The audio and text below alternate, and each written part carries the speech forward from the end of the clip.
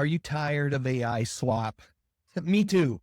Well, you've come to the right place because my name is Dave Sundstrom. I'm a pop culture historian, and I put together videos about the TV shows and movies that I loved when I was a kid. And today I'm going to talk about the Saturday morning live action TV shows Shazam and ISIS.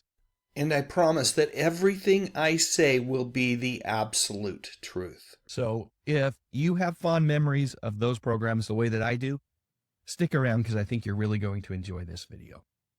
In 1974, viewers of Saturday morning television were in for a big surprise when CBS, working with Filmation and a handful of other studios, made the decision to overhaul their cartoon-heavy lineup with live-action programming designed for kids. One of the first to debut was Shazam, starring Michael Gray as Billy Batson, and Jackson Bostwick as the hero that he transforms into with one magic word. Man, I really love this photo. Of course, it's just a publicity still. There's no way that Billy Batson and Captain Marvel could ever be in the same shot. They are, after all, essentially the same person. Still, it's a great picture, and it does a good job of establishing just how heroic Jackson Bostwick looked wearing the traditional Captain Marvel uniform. The show would start each week by explaining that Billy Batson had been chosen from among all others by the immortal elders Solomon, Hercules, Atlas, Zeus, Achilles, and Mercury, and that with his mentor, he traveled the highways and byways of the land on a never-ending mission to right wrongs and develop understanding and to seek justice for all. Man, I ate this stuff up. I really did. Way back then, I didn't blink twice at the cheesy mix of live action and animation on the intro. When Billy Batson, in times of danger and need, uttered that single word Shazam, I was in seventh heaven. Yep, we had live action superheroes again on TV, something that I hadn't seen since 1968 when the dynamic duo were part of ABC's primetime lineup. And while Batman's sole purpose, at least way back then, was to entertain, this version of Shazam, as explained in the intro, sought to forge understanding. Yep, in between my bites of Lucky Charms cereal, I would actually learn a thing or two about how to interact with others and make good decisions each day. And as if that weren't enough, at the end of each episode, Captain Marvel would show back up and summarize the lesson that I should have learned from that week's episode. Yet, no doubt about it, I am a better person because I watched Shazam on Saturday morning TV. I remember reading a TV Guide article way back then about how they made actor Jackson Bostwick fly. Admittedly, the special effects employed on the show weren't great. They were enough, at least in 1974. What impressed me the most from the article was the old school method for filming flight. In many cases, they were simply strapping Jackson to a diving board that had been placed on top of a vehicle and then driving him down the road while they filmed. Shazam was such a success that as it moved into season 2, a companion program starring the lovely Joanna Cameron debuted alongside it. I watched both shows, one for the heroism and adventure, the other for the same things, plus, well, other things that might interest a young man just entering his teenage years. As you might be able to tell, I thought the actors on both shows were great, especially Jackson Bostwick. So you can imagine my surprise when after just 2 episodes of season 2, this guy showed up. Without any sort of fair warning, something had happened to Captain Marvel. He didn't look the same at all. He seemed less heroic and slightly more portly, to tell you the truth. I didn't get it. What happened? Was this part of a story? Had the real Captain Marvel been kidnapped? Unfortunately, as the season went along, I realized that this guy was here to stay. Don't get me wrong, I still watched the show. He wasn't bad. He just wasn't as great. So what happened? Where did Jackson Bostwick go? Well, according to Wikipedia, when Bostwick did not show up for a shooting one day, the producers accused him of holding out for a higher salary and terminated his employment on the spot, replacing him with actor John Davey. Bostwick tried to explain that he'd sustained an injury from the previous day's filming and had gone to seek medical treatment, but apparently they were not buying his story. Bostwick did successfully litigate against Filmation Associates, and they were forced to pay him for the remainder of his contract, plus residuals, for the entire second season. Since that time, Bostwick has appeared in several minor movie roles, such as a sentry in My Science Project back in the mid-'80s, and a guard in, multiple guards in Tron. He also played a park ranger, Mark O'Brien, in the horror film The Prey way back in 1984. some point, Bostwick returned to Alabama and taught theater at Auburn University, where he directed several plays, including The Ballad of the Sad Cafe. Bostwick is a frequent comic convention attendee, and he's in the process right now, he's been talking about it for quite a while, of finishing up a book about his life and career called Myth, Magic, and Immortal.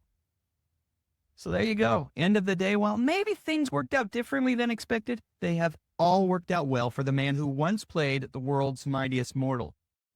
See stars shine on CBS Saturday. See Pebbles, Bugs Bunny and Roadrunner, Scooby-Doo, Shazam and Isis, Space Nuts, Ghostbusters, Valley of the Dinosaurs, Fat Albert, the Children's Film Festival.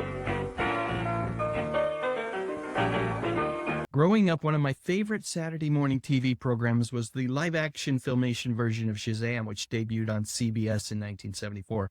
On that show, Jackson Bostwick played Captain Marvel, while teen heartthrob Michael Gray played his younger alter ego, reporter Billy Batson. And then there was Les Tremaine, who played Mentor on the show.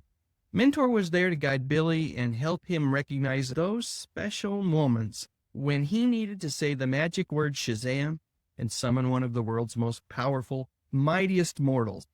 In a recent interview on Pat McCormack's Golden Age of TV podcast, actor Michael Gray talked about the extraordinary bond that he had with his Shazam co-star Les Tremaine.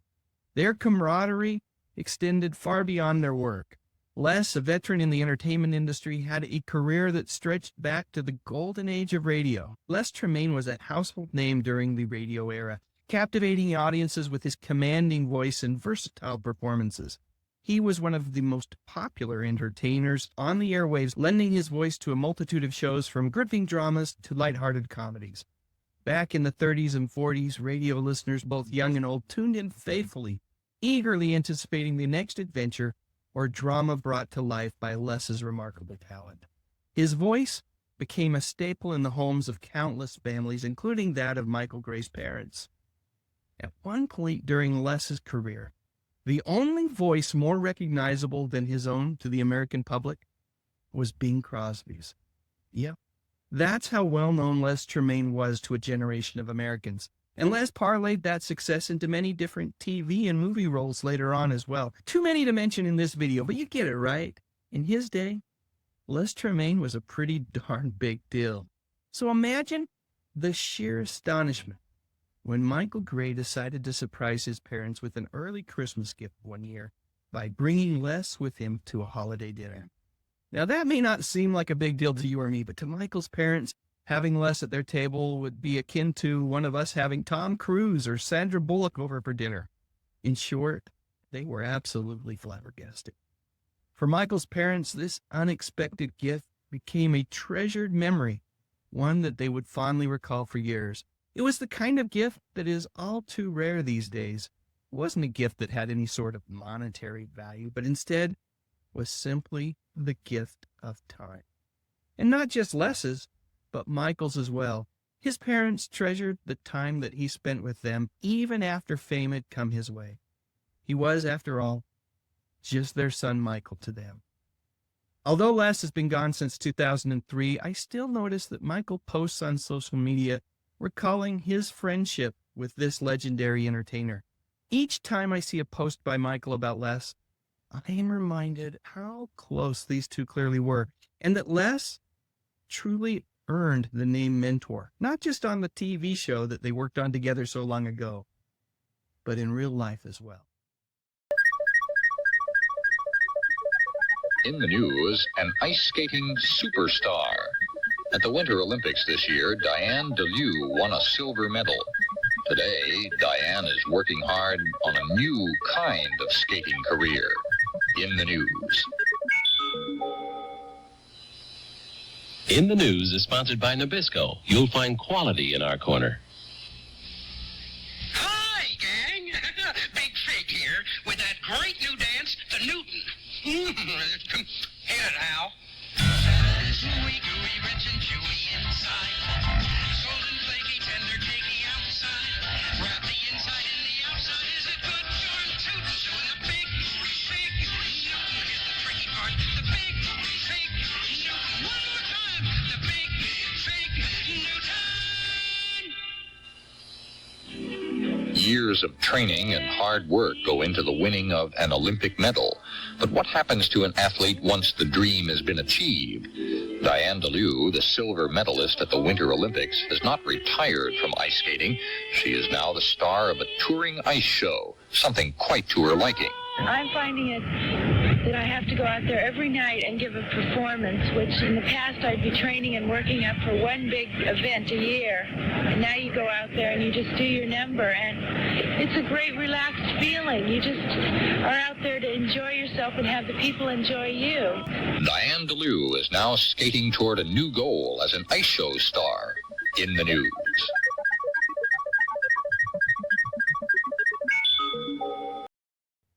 Folks, I am so saddened to report that Joanna Cameron died on Friday, October 24th, due to complications from a stroke. Growing up, I loved the Saturday morning program that Joanna starred in, along with the weekly heroics. Every episode back then taught us kids valuable lessons. Yep, each week Joanna helped me better understand the importance of honesty, loyalty, as well as the value of friendship and courage. I was enchanted with the show, way more than Shazam, the other live-action superhero show on CBS Saturday mornings at the time. Not sure why. Oh wait, I was a 12-year-old boy, that's why. Joanna got her start in the entertainment industry during the late 60s with movies like How to Commit Marriage, and then later on, Joanna could be seen on television shows like Columbo and several episodes of Marcus Welby, MD.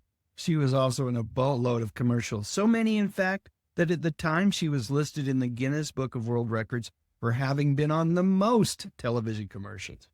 But it really was The Secrets of Isis in 1975 that, well, that's where Joanna really caught my attention. In that show, she portrayed a young high school science teacher named Andrea Thomas who discovers an enchanted amulet in Egypt that bestows upon her the powers of an ancient goddess when she invokes one magic phrase. Now, these powers include superhuman strength, speed, the ability to fly, and telekinesis, all of which she dutifully uses, of course, to fight crime.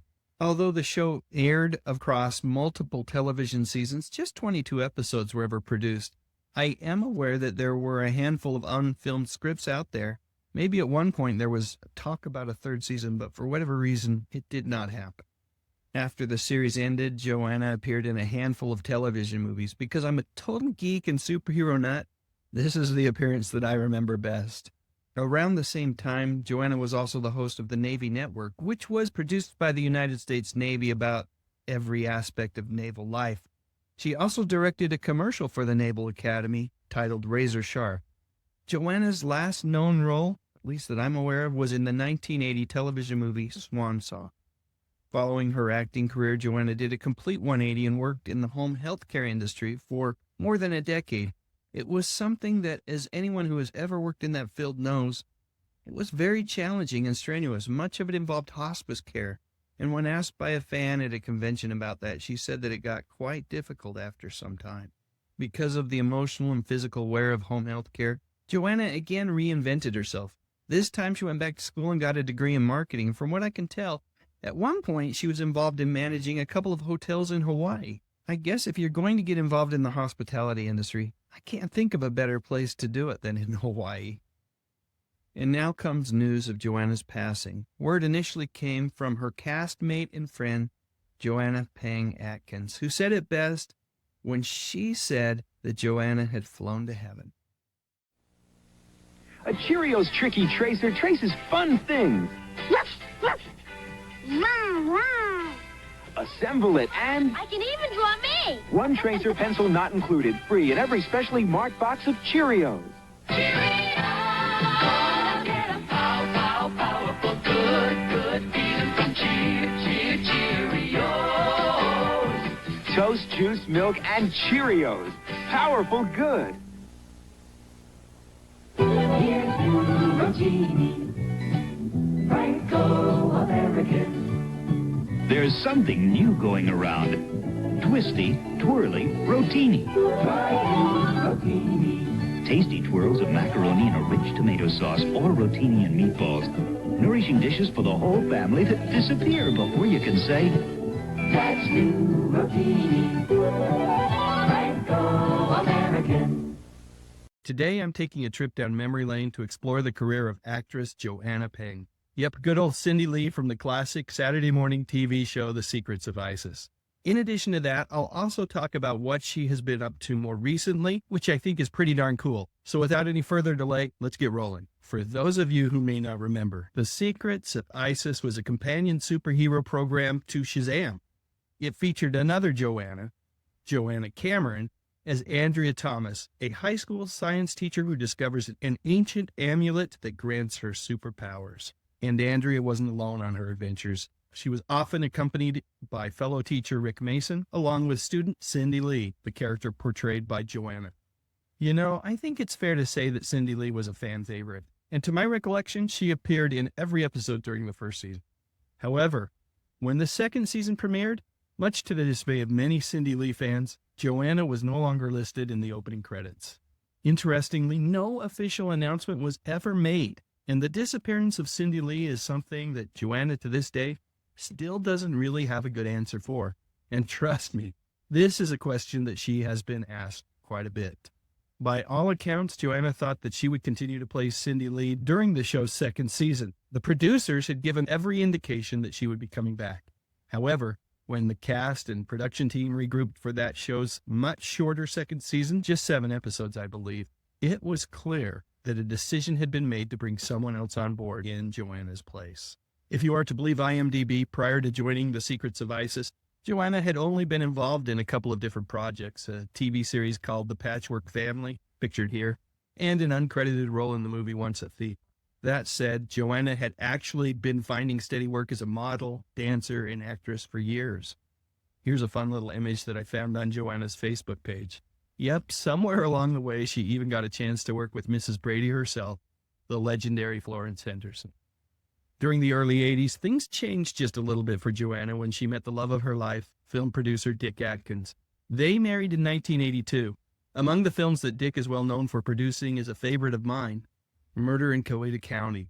In that film, which is based on a true story, Andy Griffith played against type and gave an amazing performance. TV Guide called him truly villainous. Oh, and Johnny Cash? Well, he was pretty great as well as the lawman trying to bring him to justice. After getting married, Dick and Joanna had a son, and due to her desire to be there for her son during his formative years, things changed even more. And what began as something that Joanna simply wanted to do to help her son's kindergarten class explore different cultures through the world of traditional dance, well, it blossomed into a 30-year journey with Joanna positively impacting the lives of thousands of children over the past 3 decades. From my vantage point, it seems like Joanna lost herself in the truly worthy endeavor of helping others, and I venture that it's probably fair to say that most of these kids have never even heard of The Secrets of Isis or Joanna's character Cindy Lee. Instead, they know her as the kind person who gave of herself and shared her passion for dance with them. And because of that, changed the way that they think about themselves and maybe even just a little bit the way they look at the world around them. Of course, to me, she'll always be pigtailed Cindy. You know, even though she wasn't in that second season, episodes from season 1 played for years on CBS during their Saturday morning children's entertainment block. And I think it's fair to say that both of these Joannas kept us plenty entertained. Now, here's a team-up that I really would have loved to have seen, but alas, it never happened. Still, thanks to the magic of Photoshop, we can all dream. You are special. You didn't have to do it, but you did.